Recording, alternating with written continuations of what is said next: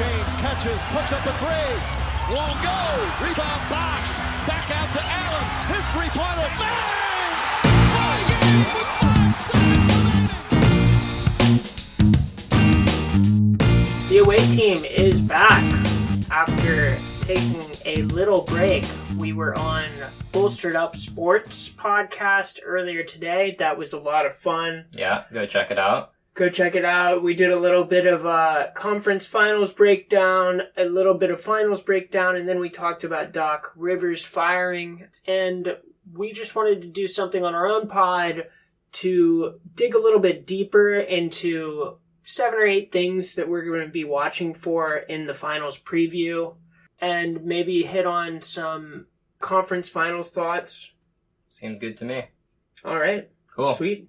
Yeah, so Heat versus Lakers, just like we all predicted would happen. I think J.R. Smith actually did predict it back in February, so good for him. So yeah, I mean, it's going to be an interesting one. You know, you have the first seed from the West that was kind of, people were doubting them at every end, but, you know, they pretty much strolled into the finals. And then you have the Heat, who really, I don't think anyone gave the series a shot of getting into the finals. I mean, maybe like a little bit to get past the Bucks, but they had a pretty tough road into it, and they just completely demolished their competition too, for the most part.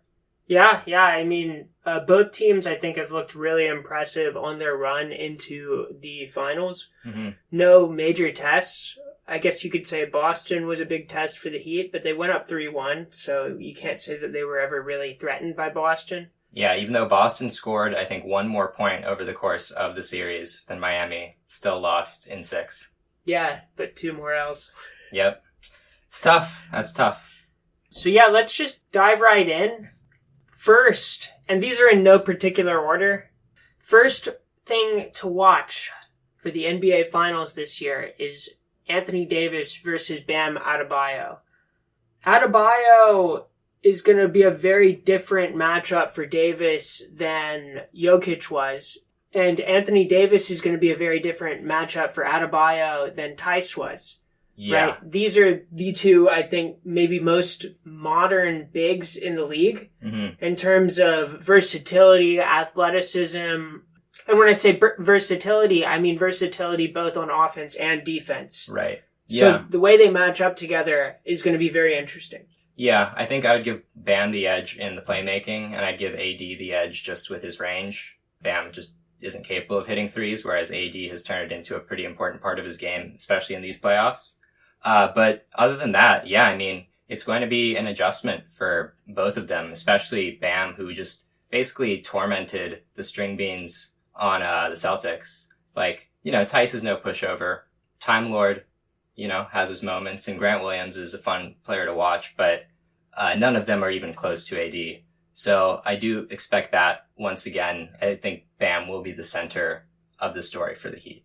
Yeah, what I find interesting about this matchup is in the conference finals, you saw both of these players really exploit the heavy-footedness of their matchup, right? Tice wasn't able to stay in front of Adebayo, cut off the passing lanes that Adebayo would find, cut off the drives. And the same thing happened with Jokic, right? He wasn't able to really stay in front of Anthony Davis. And what you're going to see in this series is you have the defensive foil for both of these players. Mm-hmm.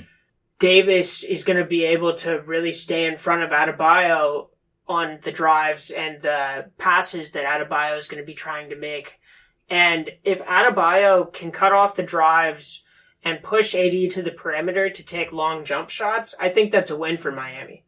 Yeah, I mean, as much as you can. I do think that, like we saw in the Nuggets series, the Miami brand of ball movement and playmaking is going to be stifled a lot just by the length and instincts of a lot of these guys on the Lakers, particularly AD and LeBron, and, you know, even Rondo in some cases is very good at reading passing lanes and cutting off potential plays. Yeah, so it will be kind of a different type of thing. I mean, I know that we're probably going to talk about lineups later, but one of the concerns I think that Miami should have is the fact that Vogel has the option of doubling up on bigs and Miami doesn't, right? Yeah, well, that segues into the second point that we're looking for, which is who is the fifth starter for the Lakers going to be? Right. Right? Is Anthony Davis even going to be guarding Bam Adebayo? Which might not be the case, right? If they start Dwight Howard or JaVale McGee, you would imagine that one of those players would start on Adebayo. Yeah, and I think that roster limitation of Miami basically handcuffing Bam to a big just so they don't walk all over you will allow AD, who's really an amazing defender on the perimeter for his size and just all over the court really, to take on an assignment like Jimmy Butler or whoever, right?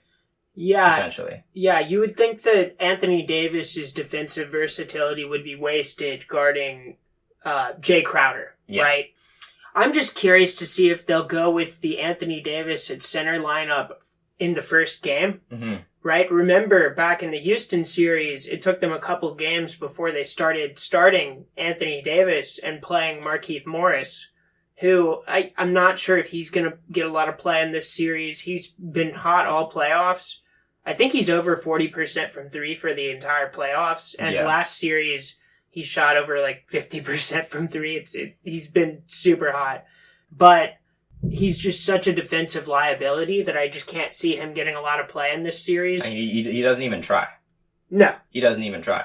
He walks to close out. Yeah, and if he did start for the Heat, then the Heat would definitely be isolating him on any possession that they possibly can. Yeah, absolutely. I would say he's probably pretty well stashed on Jay Crowder, but then there are all these ripple effects, right? Who does LeBron guard? Usually LeBron likes to guard somebody that's not necessarily a big threat in the short term, right? He'll play off of a guy like Jay Crowder, guard the passing lanes a little bit, swipe at players that are driving into the paint. The other issue with someone like Morris is when you look at the way that the Heat operates their offense, they create so much confusion through all the actions that they engage in over the course of one possession. And someone like Markieff Morris is just going to get lost in the weeds. Yeah, he can't keep up. Yeah, that's the issue. Even in the Boston series, there was constantly just Jaylen Brown or Jason Tatum. Someone would just miss one single switch they were supposed to do. Someone wouldn't communicate, and that would lead to an easy layup for Jay Crowder or something, or a wide open 3-shot, and these little advantages that the Heat make with every single layer of complexity that they add to their plays really will make a player like Markieff Morris or what have you unplayable. Luckily, the Lakers are blessed to have a few guys like Danny Green, even when his shot's not falling, still knows where to be at the right time. He kind of has a good defensive awareness, and Caruso in particular has also, I think, really surprised people. So, yeah, I mean, look, Jay Crowder is a part of a lot of that off-ball action. He's an incredible screener for his size. And you talk about getting lost because of action. I mean, switching on screens is a very delicate dance. Yeah. And if you have Markieff Morris on one side of that switch, it could be very troublesome. Another guy that we are worried about in terms of defense for the Lakers is Rajon Rondo. Yeah. Right? We think back to the Celtics series where Miami just completely exploited Kemba Walker, right? Kemba Walker gave up 118 points per 100 possessions on defense. Yeah. We've talked about this ad nauseum. Yeah. And a part of that, I think, just not to harp completely on Kemba, is the Celtics' help defense was really lacking at a lot of points. They didn't know when to come off their guy to help out Kemba. And you just saw, what do you expect to happen when Kemba's the sole defender on a guy that's 5 inches taller than him? He kept up as well as he could, but for whatever reason, the players around him were not able to hide him adequately for them to win the series. Yeah, look, dude, 5 inches can be a make or break sometimes. That's right. We've all heard it before. We're keeping that in. Yeah, for sure. Yeah, it just becomes, Rondo's going to play minutes. I imagine in the 20-ish range? Yeah. Wouldn't you say 20, 25? I think so. Who is he going to guard in those minutes? There's just no one on the Heat that he can guard and not be a liability. Even Jay Crowder, I think, could just post him up and get an easy bucket. Yeah, it's tough. I think Jay Crowder might be one of your better options, I think Tyler Hero, who has been absolutely on fire, would be the kind of common sense option. He's a rookie. Rondo can play with his head a little bit, get some easy steals. I think Hero had like 5 turnovers in his last game. So clearly there are things that you can do to make him fumble the ball. But again, it's a tough call. Like Iguodala doesn't really have the same defensive game that he used to, but even then he still has so much size. That's a big question. But I think the Lakers will possibly be able to hide him better than the Celtics were able to hide Kemba. Yeah, the issue is even if you find a place to hide him, then Miami's going to hunt him through switches. Right. So the liability will be there. Perhaps with good coaching, you can limit the effectiveness of that switch. But it's something that Miami's going to be looking out for, I think, and the Lakers are going to have to really game plan around. Yeah, and I think Vogel is a coach that's very responsive to the adjustments he needs to make. If it turns into a disaster, we'll probably see less Rondo minutes in the future. If for whatever reason he spurs an offensive kick against perhaps the Heat zone or something, then maybe it's worth keeping him in.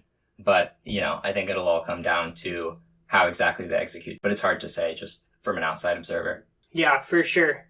So point number 4, transition defense. So Miami is in the bottom half of the league in transition defense in terms of field goal percentage, free throw rate, and scoring frequency. But they're in the top 3 in terms of limiting attempts. Mm-hmm. The Lakers are in the top 5 in pretty much every metric for transition offense. Mm-hmm. How is Miami going to stop LA? Will that transition defense, which I think is really effective at limiting the attempts, be effective enough to limit a transition genius like LeBron James? Right. And I think this comes down to something that you saw a lot in the Nuggets series when they almost blew that lead in the one game that they were able to win, was the live ball turnovers. Mm-hmm. So the Heat have actually, I think, been pretty solid at not turning over the ball a lot over the course of the playoffs so far. Of course, when you run schemes that are so pass heavy and handoff heavy, you run that risk, right? So if the Heat's transition defense is going to be more effective than the Nuggets, because I think they're all probably going to be faster than Jokic and Plumlee and guys like that, they'll probably limit the effectiveness of them somewhat. I don't know if we're going to see that many more Alex Caruso highlight coast-to-coast finger roll layups. I mean, I hope we do. I mean, it would be awesome, but I'd rather see Tyler Hero do it. Do not bring up the meme duo. We talked about this on the BS pod, but it's amazing that the 2 most NBA Twitter memed players are now playing against each other in the NBA Finals. That's just perfect. Yeah. Tyler Hero and Alex Caruso, that is. So may the best memer win, I guess. But yeah, the Lakers transition game, it's been surprisingly prevalent in the playoffs. Mm-hmm. People always talk about how there's no transition opportunities, but the Lakers defense has been so good at forcing turnovers. I mean, it's been remarkable. And look, will the Lakers be able to break those actions, those beautiful actions that Miami runs? They have savvy veterans that are really good at shutting that sort of action down. LeBron especially is amazing at predicting those plays and putting himself in a position where he can poke the ball out, grab a pass, and then run the floor. So it'll be really interesting to see what happens there. And one thing I just found on Cleaning the Glass is that although Miami's transition defense has been quite good off steals, they have a very, very bad transition defense. They give up 142 points per play off of steals. So if LA is able to rattle them like they have teams in the past, that could cause things to break apart. But like I said, Miami's been pretty solid about handling the ball. I think there were a couple of games where Boston got a ton of points off of turnovers. Yeah. So on to the next point. Lakers stretch capabilities.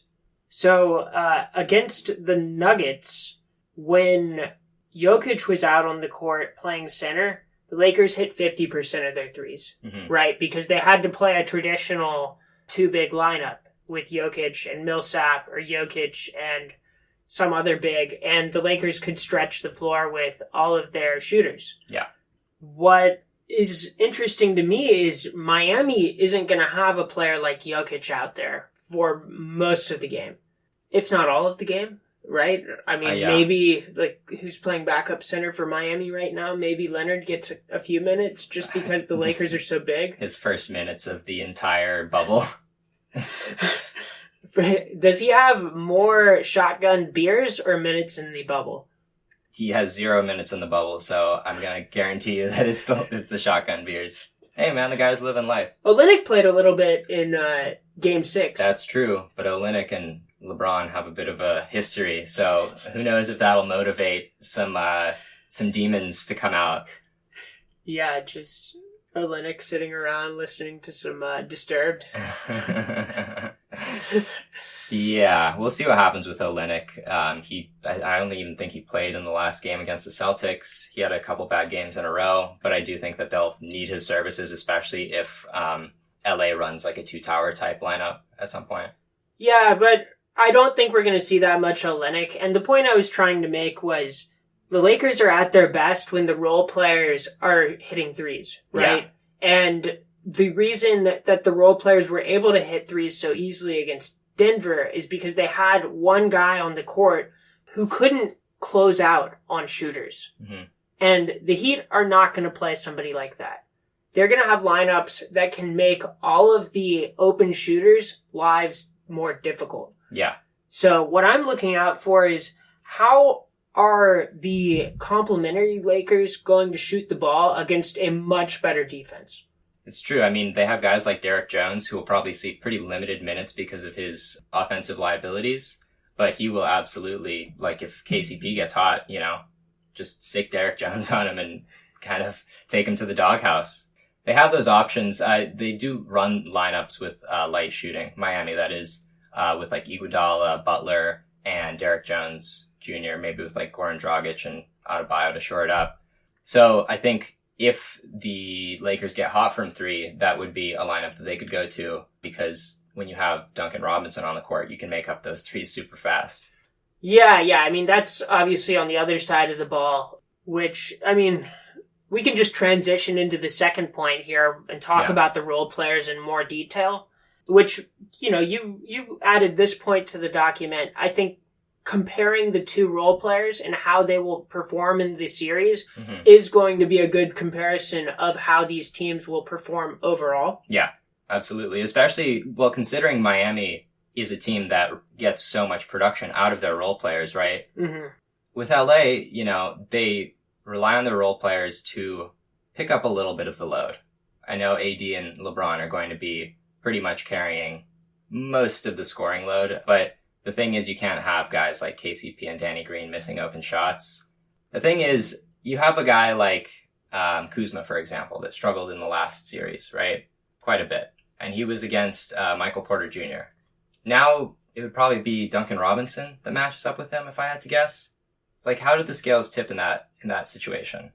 Yeah, I mean, Kuzma is probably a big litmus test for the series. If you watch the Lakers, it seems like when AD and LeBron either are being passive, which they sometimes do, or they are not on the court, which sometimes happens unexplainably. Yeah. With neither of them on the court, Kuzma is sort of relied on to produce offense, right? And in the minutes where he's able to do that, it seems like the Lakers play a lot better. Yeah. So, we're looking out for Kuzma on both ends, really. I think the Heat are going to be trying to exploit him, too, which he's actually held up pretty well defensively in all of the Lakers' playoff series so far. So, we're looking at Kuzma. Yeah, I mean, just with Kuzma out there by himself, the thing is the Heat just have so many different guys that can, I think, all adequately handle him. Probably not Duncan Robinson, but like Jay Crowder, I think, could make his life really tough. But that, on the other hand, Jay Crowder, a guy who has such hot streaks and such cold streaks, how is he going to respond to the perimeter defense that the Lakers are going to throw at him, right? Yeah, for sure. I mean, that sort of goes hand in hand with the point I made earlier about how are these complementary players on the Lakers going to deal with less open looks Jay Crowder's going to have less open looks. Yeah. All of the complementary players on Miami are going to have less open looks, right? Yeah. Iguodala is not going to be left wide open anymore. Well, maybe he will. Probably will. By design. But yeah. I'm wondering if Lakers will try to do something like what Nick Nurse tried in the bubble games against Miami, where his number one goal was just don't let Duncan Robinson get a single shot off. And so when you force the ball into the not ideal shooter's hands, good things do happen. That being said, Marcus Smart hit 5 threes in a row in the Raptors series, and I'm still salty about it.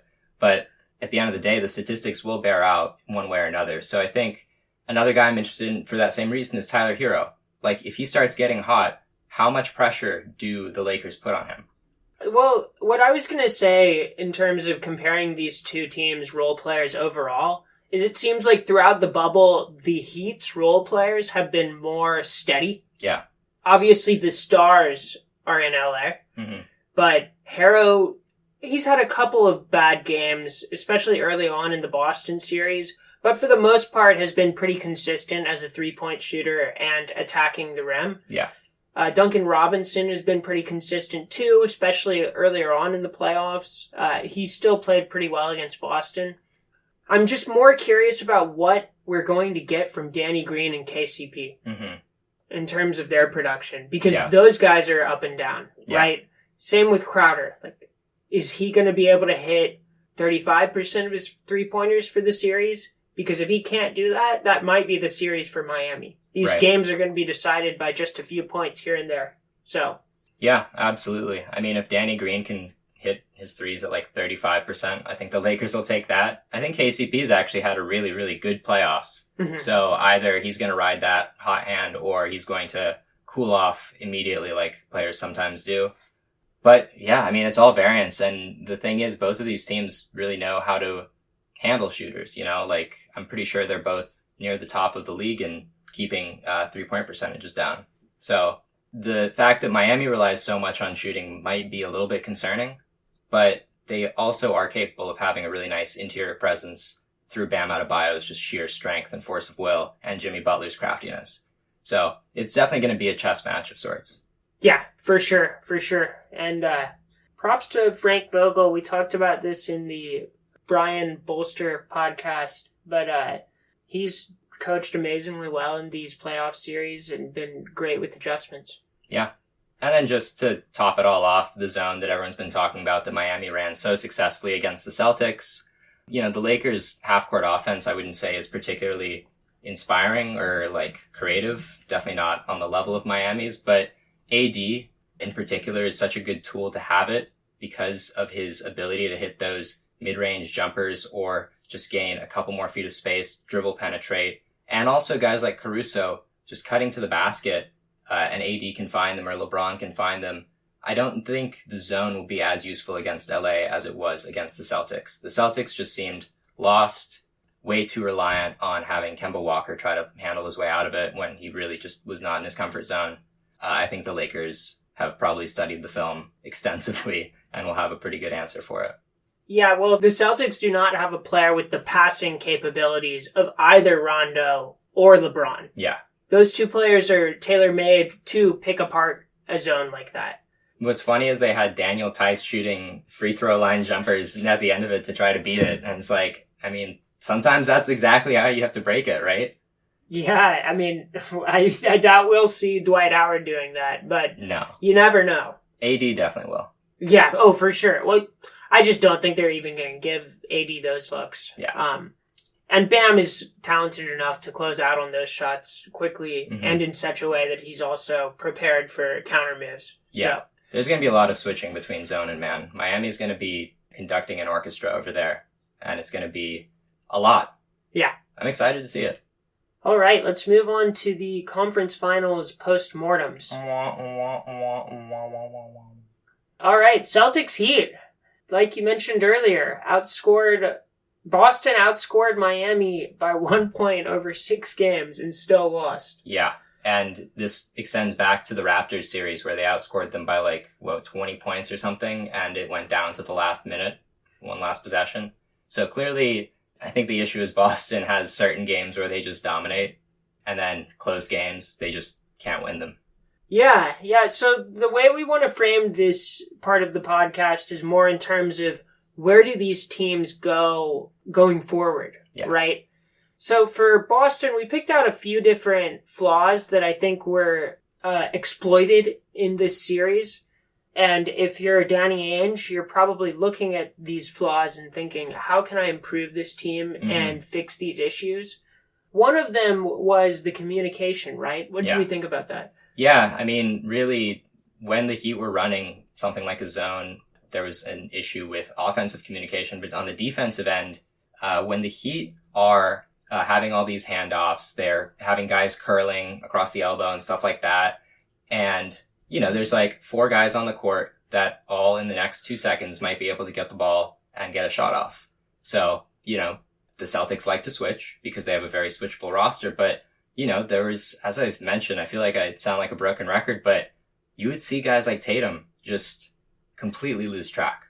And it probably gives flashbacks to that last second shot from OG Anunoby in Game 3, where I think Tatum lost his assignment on OG and Jaylen Brown had to jump in and try to block it and was like an inch too short. But it was things like that that gave dudes like Tyler Hero just super easy runs to the basket. And then, like I said earlier, Kemba, the help defense for Kemba was just like, if you have a team with a point guard who has such defensive issues, you need to come up with a scheme to give him help defense when he's in a situation where he's getting driven at by Tyler Hero, who's a few inches taller than him and can just shoot a layup right over him without any resistance. So the question then becomes, how do you fix that? Right? Is it Tice that you have to change? Do you have to upgrade the center? Do you need to upgrade Kemba Walker at point guard? It's a difficult question to answer, right? Yeah. Because the Celtics have gone all in on small ball lineups, right? I mean, Tice is undersized for center. In 2008, he would have been a power forward easily. Yeah. And he's a good defensive player. I think he is actually very good as a help defender for his size, but he's just not big enough to do it. Who do you think they should go after? And it doesn't have to be a particular player, but what sort of player type? Right. Well, I mean, you know, the strengths that Tice has are very crucial towards making Boston's system work. Yeah. The problem is, the rim protection just isn't really there.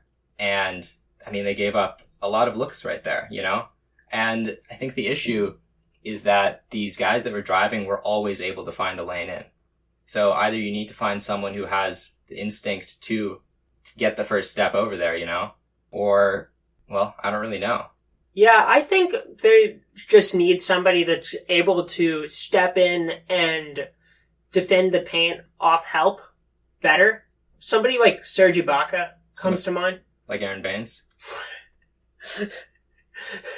Hey, Baines wouldn't be such a bad guy to have. Yeah. He can also... I wasn't kidding. I was not kidding. The problem is Boston needs a guy who can both be a strong, versatile help defender, but can also be bulky enough to bang with Joel Embiid, because that is a matchup that you're going to have to prepare for every season.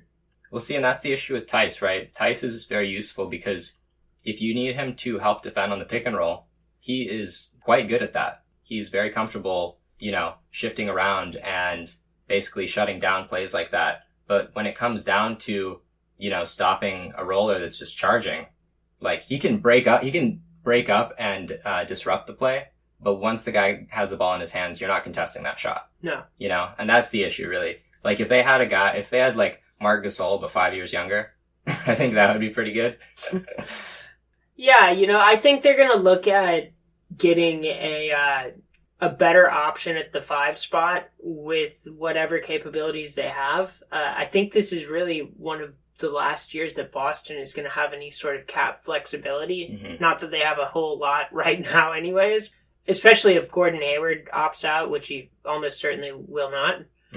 But yeah, I mean, the other question is, what do you do about Kemba? He was clearly a liability throughout the entire playoffs. And he looked pretty good against the Sixers. Yeah, I mean, offensively he had his moments, but defensively he was exploited constantly. Yeah, that is really the issue. if the offense was more consistent, right, if he was able to bring it in the Toronto series and the Miami series, then maybe we would be having a different conversation. But he really seemed like the weak point of this team, and I'm not at a point where I think they should be moving off of him. No. I mean, he just got there. The guy's basically got like third-year players worth of playoff experience. Yeah. So, you can't blame him for not performing completely. Yeah. And I mean, just using him in a way that limits the amount of time he has to spend in the paint would be very helpful, because it seemed like he spent way too much time in there, and anytime he tried to kick, it would get stolen. Like, he also didn't finish in the paint. Yeah, on layups. right. Yeah. He actually was in the 100th percentile in the postseason on handoffs. 1.57 points per possession. He's great at that. Yeah, which is like where they need to be using him more, but then they would need to rely on Tatum or something, improving his playmaking and ball handling skills, so he could be the guy that gets the dribble penetration. And Hayward theoretically would be that guy, but obviously he was hobbled and wasn't in great shape. So. Yeah, and I've mentioned this on a previous podcast. I think Boston could do more of the off-ball action on offense. Yeah. We like to believe that they do a lot of that because we assume that a Brad Stevens run team would do a lot of off-ball action, but they don't really. Yeah. So, especially at the end of games. And maybe that's the answer to all of these questions, is there just needs to be fundamental coaching changes. Not a change of coach, but a change of style. Yeah. Right? More action on offense, more effort on defense. Yeah, definitely more attention paid. And one, just about the offense, one stat that I think says it all was in Game 6 of the Heat series where the Celtics got eliminated. Marcus Smart took 13 three-point attempts, only had 2 assists. Like, some of those could be dishes, Marcus Smart's a good enough passer to make that happen. If you're not telling Marcus Smart to stop taking those shots and to start looking for open teammates, that's an issue, because he's not Steph Curry. Yeah. He had the one game where he hit like 13 threes in the regular season, but, that's probably not going to happen again. Yeah, for sure. For sure. All right. So, Denver Lakers. No 3-1 comeback this time, unfortunately. But Denver now looks like a legitimately scary team in the West. It was a really impressive run. Yeah, it's, props to Denver. They had an incredible run, and I think they proved a lot of the haters wrong with this run. I was thinking the other day about how different the conversation we'd be having about Denver would be if they had lost in the first round. Yeah. Can you imagine the sort of conversation we'd be having about the restructuring of their team? Yeah. We wouldn't be having this conversation about star power with Jamal Murray or clutch shooting with Jokic. Just think about that counterfactual. If that Conley last second shot had gone in, oh man. Yeah, wow. Living in a different what a world. what if. Yeah. But obviously they're not a perfect team. You had a few things to say, but I just have to get this out of the way. They needed a better center, a backup center. Yeah, we'll start with that. Yeah. Plumlee just ain't cutting it. Luckily there are quite a few, I think, centers that are available on the market that could be a little bit better. I know, Bismack Biyombo is going to be a free agent, Nerlens Noel. There are guys on the market that I think would be an improvement, because Plumlee, probably cost them the series. It's hard because Plumlee, he wasn't strong enough finishing as he should have been. He missed a couple of very easy lobs. Yeah. And obviously there's the terrible play at the end of Game 2 where he just botched the switch. Shouldn't have called for a switch. He should have fought through. But, look, they were paying Plumlee, I think, around $12 million a year, which is an overpay. If they can bring Plumlee back on $2 million a year, I'm not super mad about it. Yeah, but it will put a ceiling on your success. Yeah, I agree with that. I think the names you mentioned, Biyombo, Noel, even paying a little extra to get Serge Ibaka would be really strong. Just having somebody who I think could bring a little more versatility to your lineups, right? You should never play Plumlee and Jokic together. Yeah. But ideally you should also have a backup center that maybe you could run lineups with your best player. Yeah, for sure. And then the other big area, which is funny because I think they already had the solution, was just like a wing that's decent at playmaking and shooting. But like Will Barton just wasn't there. You know? Like he would have been perfect to fill that role because, you know, this kind of connects to the next point we have here, was that the defensive specialists, Gary Harris and Millsap, were big issues, huge issues, because they couldn't get open shots and they could barely dribble, you know? Yeah, I mean, I'll just first address the Barton issue. Yeah, they definitely needed more ball handling, I think. And like you said, Barton wasn't able to play in this series. Therefore, you don't need to address that issue immediately. You can kind of wait a year and see how your team looks with Barton. Yeah, and he had a career year this regular season, so... He was awesome. Yeah. Yeah. But to your point about the defensive players, Harris, I mean, the guy has lost all offensive capabilities at this point. And he's such a liability on offense. I'd say he's worse than Tony Allen was, which is crazy coming from a guy who used to be I think he topped out at 18 points per game. Mm-hmm. Is that right? Yeah, the guy scored 17.5 points per game in 17-18. I mean, that's really strong. And that's when he was 23 years old. Yeah.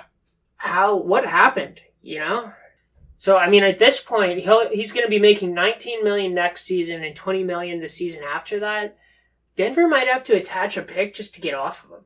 Yeah, but he's also a good salary filler. Yeah. I mean, they can find a good piece. There's a lot of moderately bad contracts in the league around that quality, so I don't think it's a nightmare for them. But it's funny because his return might have clinched the Jazz series for them. Yeah. Helped a lot in the Clippers series, and then just totally was not good in the Lakers series. Yeah. Complete negative. Yeah, for sure. For sure. And then, look, the other three defensive players that were really important to Denver are all going to be free agents this year. Yeah. Millsap, Jerami Grant, and Torrey Craig. And even without those players, Denver's salary is already close to the salary cap. Mm-hmm. So they might have to bring these players back on, I think, underpays for Millsap. He's probably going to have a significant pay cut. And he was really important in that Lakers series as a guy that actually shut down AD. Yeah. I've said it maybe 3 times on the podcast at this point. No one talked about it, but Millsap was amazing against Anthony Davis. He also brought the spark of energy that helped the Nuggets take Game 5 from the Clippers and ride that all the way to knocking them out. So, yeah. like, he was a really big part. It's just $30 million. I mean, come on. Yeah. The issue is, if they can bring Millsap back on something like the MLE, around $8 to $9 million a year, yeah, that's a win. They're not going to be able to pay Jerami Grant just that much. Jerami Grant's going to get a significant pay raise from his $8 million a year contract right now. And Torrey Craig, I think, will be sought after as well. I don't think he's going to make a ton, but he's going to probably get like a $4 or $5 million a year contract. Yeah, and Torrey Craig is one of those guys that I think you can be okay losing.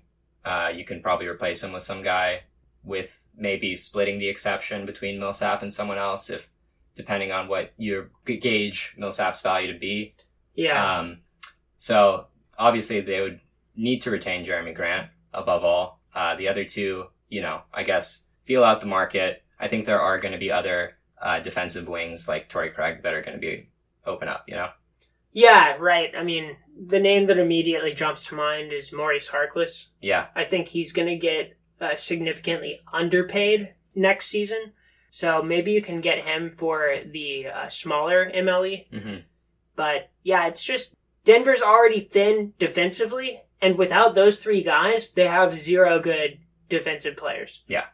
So yeah, they're going to have to fix that issue.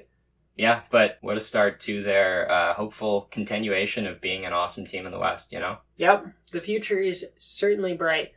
All right. Well, we're just going to end it there. We'll try to come back later this week to talk trades / initial reactions to the finals / presidential debate coverage. No, I'm just kidding. Yeah. Gonna do a lot of we're a politics podcast now, all right? I'm going to pressure wash the debate footage that I watched before this podcast from my brain. I never want to think about that again. We're going to be a politics podcast, but for local Canadian politics. That's our new thing. Yeah, so, we're coming for you, Andrew Torrey. That's not his name. We're leaving that in. Yeah. For sure. All right, guys. Well, thanks for listening. This has been Dmitri. And Cole. Yeah, and check us out at Away Team Pod on Twitter, and have a good night. Yeah, take it easy, y'all. Bye.